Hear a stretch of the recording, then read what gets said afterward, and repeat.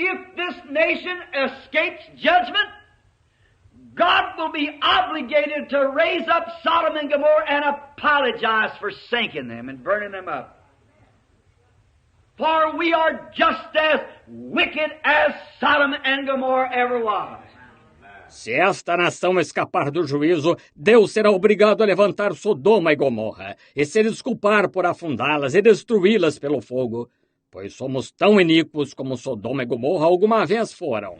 And if he sunk Sodom and Gomorrah and burnt them up because of their sin, and he doesn't deal the same way with us, then he would be unjust and owe them an apology.